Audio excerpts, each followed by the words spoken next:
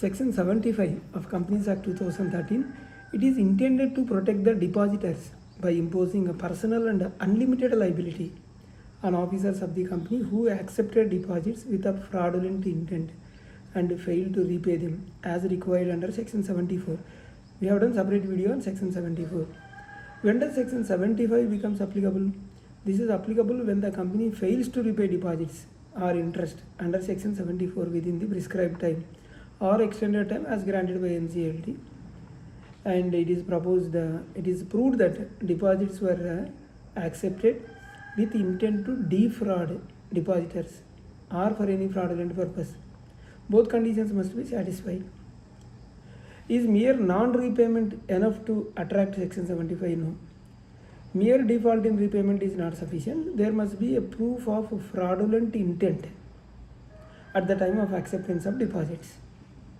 Who are responsible and who are personally liable under Section 75? Every officer of the company who was responsible for the acceptance of such deposits, including directors, managing director, whole-time director, KMP, any officer involved in deposit acceptance process, all are liable.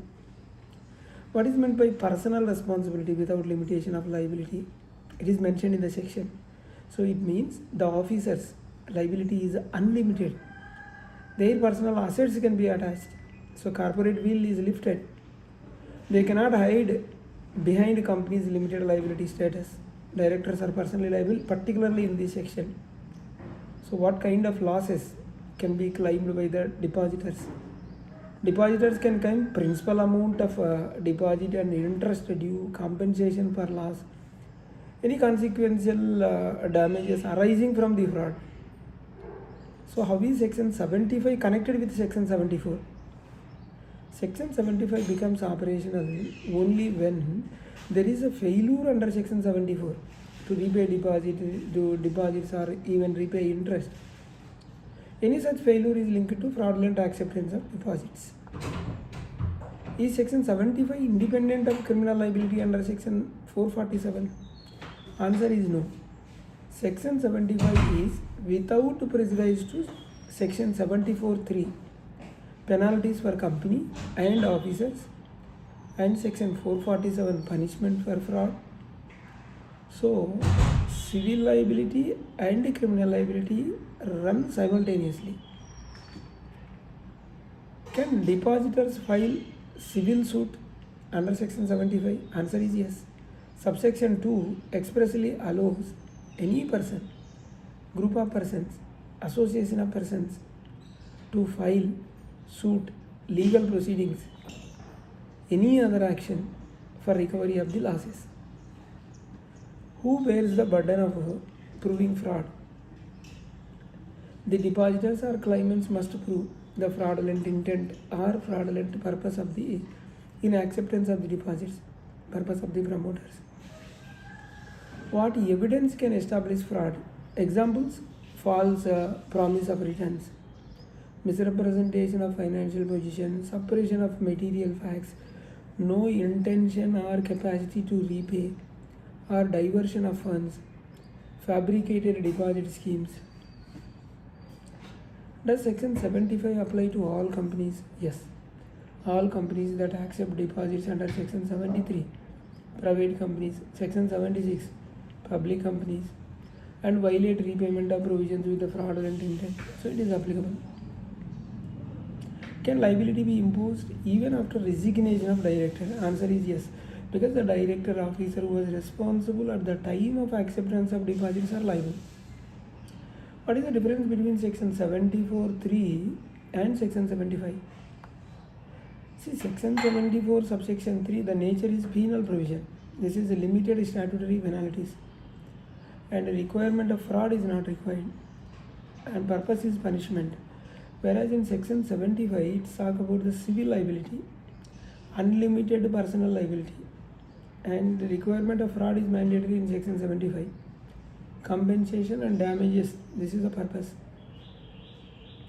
Can the company also be used, and can the company also be sued for Section 75? Yes, the company remain liable, but Section 75 pierces the corporate will and extends the liability to officers personally.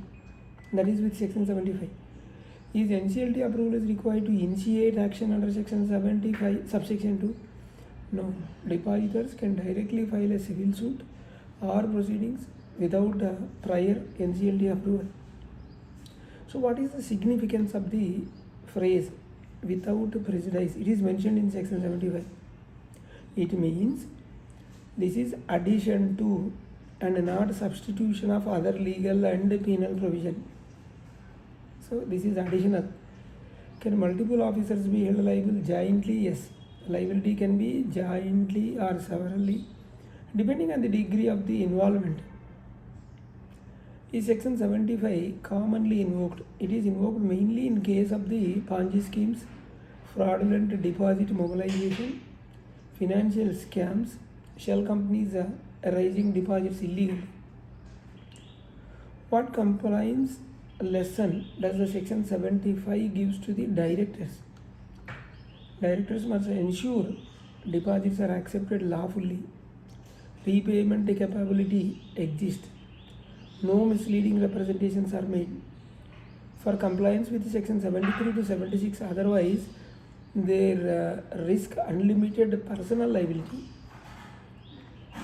So section 75 is the most powerful weapon in the Companies Act against the fraudulent deposit schemes.